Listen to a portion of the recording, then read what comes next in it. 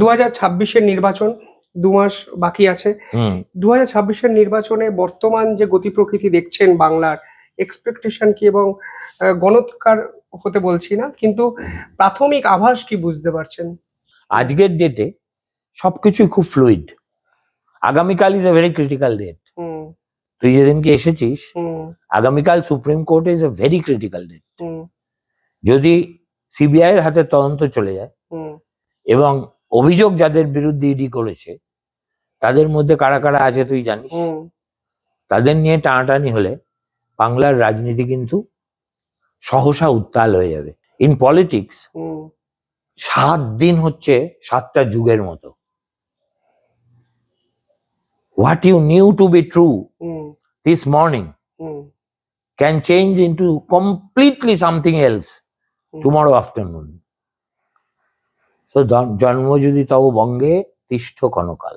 2026-এও তো মমতা সুপ্রিম কোর্টে গিয়ে লড়াই করলো, গোটা দেশ চমকে গেছে যে স্টেটের মুখ্যমন্ত্রী গেছে এসআইআর নিয়ে সওয়াল করতে ডিভিশন বেঞ্চের সামনে। আমার কথা হচ্ছে এখন হচ্ছে বিউটির মতো, বিউটির সম্পর্কে বলা হয় সৌন্দর্য। Beauty is in the I of the বিহোল্ডার। যে দেখে সে যদি একটা খুব কুৎসিত রূপা মেয়েকে দেখে ভালো বলে তাহলে সে ভালো, আর তুই যদি বলিস খেদি পেয়েছি তাহলে সে ভালো না। ঠিক আছে? তো এটা অনেকটা সেরকমই। This was nothing more than a gimmick, a gimmick which had no effect. আমি কি দিয়ে চালিত হব? একজনের উপস্থিতি দিয়ে, না তার উপস্থিতির কারণে জাজমেন্টের উপর তার কোনো প্রভাব পড়লো কিনা তা দিয়ে। আমি ভাই দ্বিতীয় দলের লোক, ওখানে তো তুই গিয়ে আরো মানে গিয়ে কেউ দাঁড় করে দিতে পারিস, ঐশ্বর্য রায়কে আরো বেশি লোক দেখবে।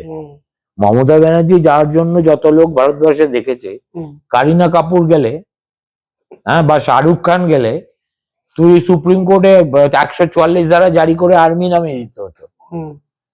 ঠিক আছে? জাজেরাও সেজে গুজে আসতো হয়তো, হু নোজ। তো মমতা ব্যানার্জি তাদের কাছে কি?